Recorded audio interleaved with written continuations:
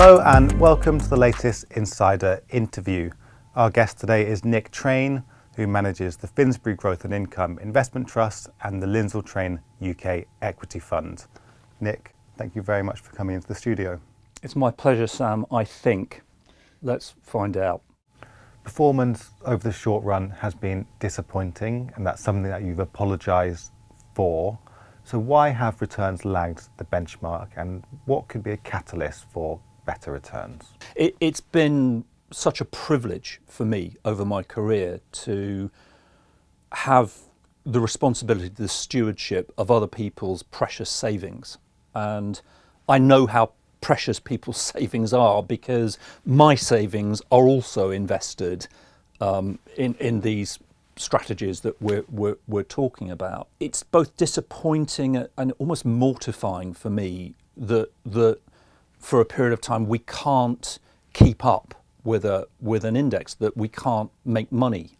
Maybe people disagree with me, I don't know, but I just feel that when you can buy a tracker fund and get index performance, and we don't do as well as a tracker fund, personally I feel disappointed by that, and I feel that I should apologise for it.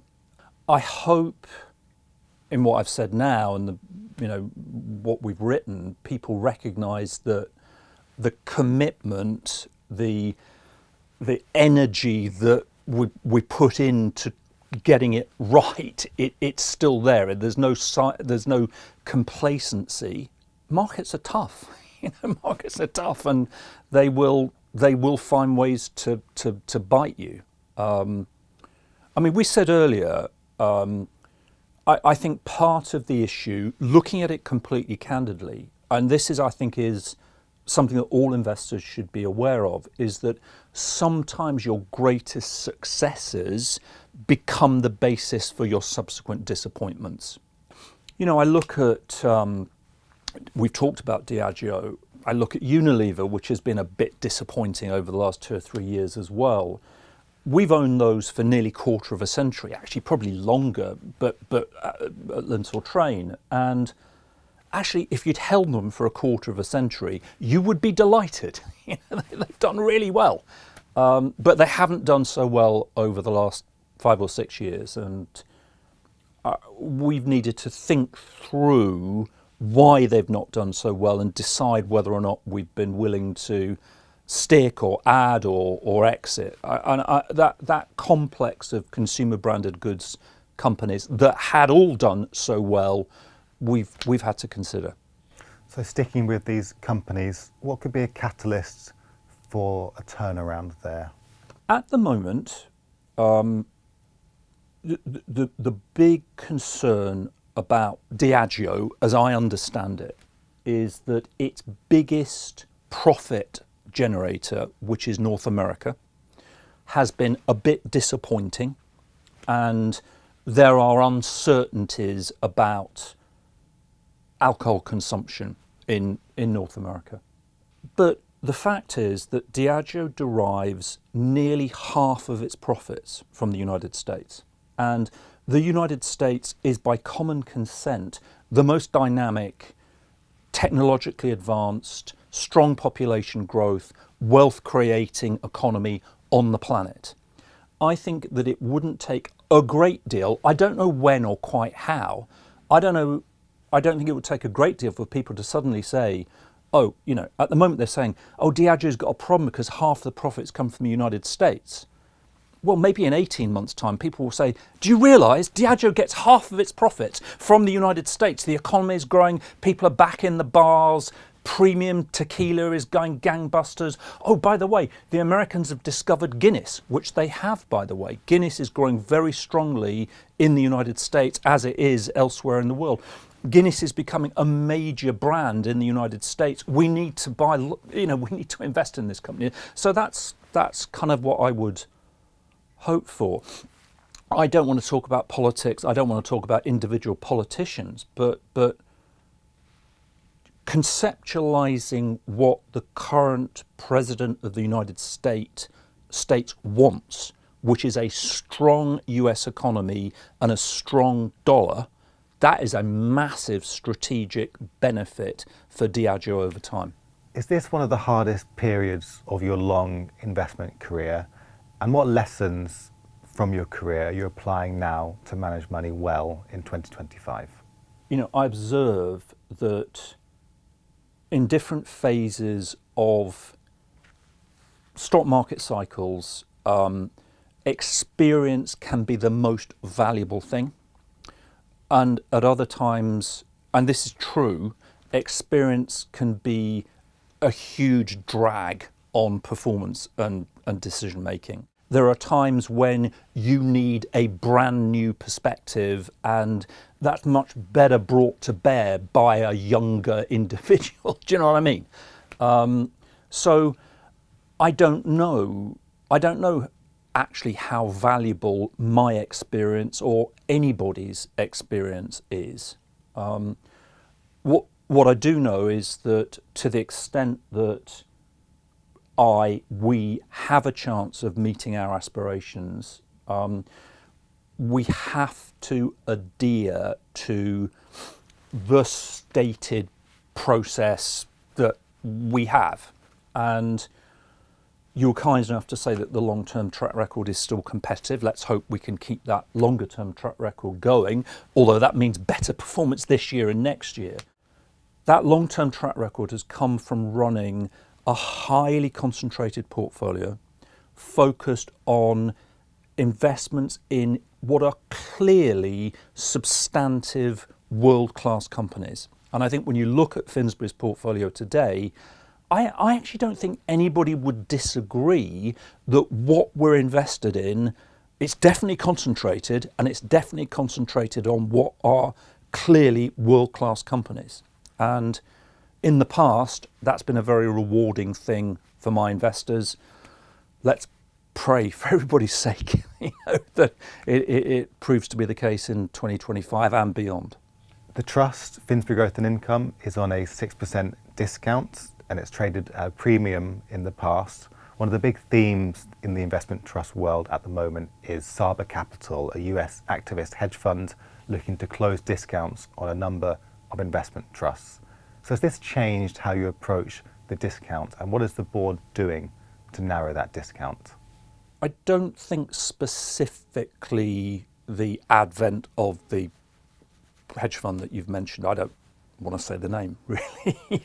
I don't think that affects the board's thinking. That Finsbury has been a dedicated and committed buybacker of shares. What's the right terminology for that? The company has bought back a lot of shares and buys back shares regularly. And I think that the board deserve tremendous credit for their willingness to retire equity. Every time they buy back shares, they increase the value of the remaining shares for those shareholders who haven't sold. We've been talking about disappointing performance. Actually, I think I'm allowed to say this. Over the last 3 or 4 months, performance has been rather better. And as a result, both the NAV and the share price have gone up. And what it means is that the board has retired a lot of shares at a lower share price than today. That's hugely accretive for shareholders who don't sell. And I encourage the board, I know the board will continue to behave in that shareholder-friendly way. Listen, it's been quite an extreme instance over the last year of activists on investment trust share registers, but it's not new.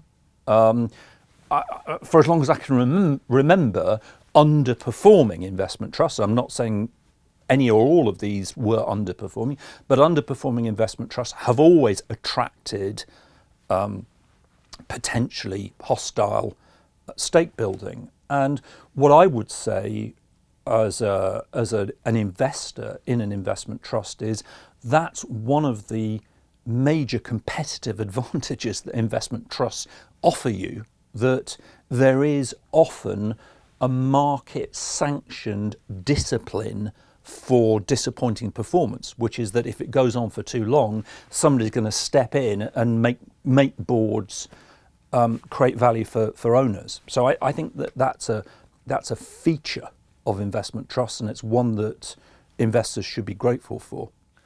On the topic of governance, there is a continuation vote scheduled for early 2026 on Finsbury Growth and Income. So why is there a vote, and how would you urge shareholders to vote? I would say read the report and accounts and see what the chairman has said. It's his and the board's decision, okay? And I would urge shareholders to vote in a way that they think maximises the long-term value of their investments. You run 2 UK portfolios. Finsbury Growth and Income is the investment trust. Lindsell Train UK Equity is the open-ended fund, and that's a member of our Super 60 Best Buy list.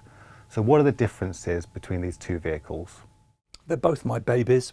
I love them both. It's a matter of public record that my own personal investment is in the shares of the investment trust.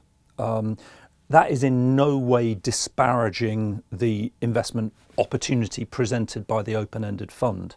But what I would say is that the open-ended fund, of course, offers instant liquidity at NAV.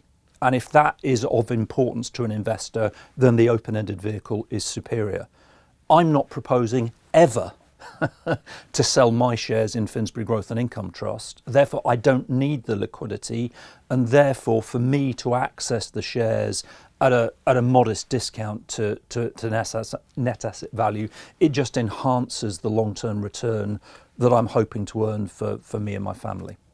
And finally, although it's something that we've touched on already in this interview, do you personally invest in your portfolios? I do. Yes. I guess I have been talking about that a moment or so ago. You know, I mentioned earlier that it's such a privilege to have this stewardship responsibility for other people's savings. One of the ways I hope that I've responded to and thanked investors for that privilege is by committing my capital alongside those other investors. And I've no doubt that, proportionately speaking, I personally have more of my net worth invested in this UK equity strategy than anybody else. And I bought a few shares actually yesterday. I told my wife, and she said, well, why have you done that? And I said, well, because I think really that it's a great investment opportunity. I mean, the poor performance, the fact that the NAV has gone sideways for 3 or 4 years, that's in my mind, that's a big opportunity. It's an investment opportunity, but that it's my way of saying to fellow investors how grateful I am for the privilege they've given me to look after this capital. Nick, thanks very much for coming into our studio. It's been delightful. Thank you. And that's all we've got time for today. You can check out more insider interviews on our YouTube channel, where you can like, comment, and subscribe. See you next time.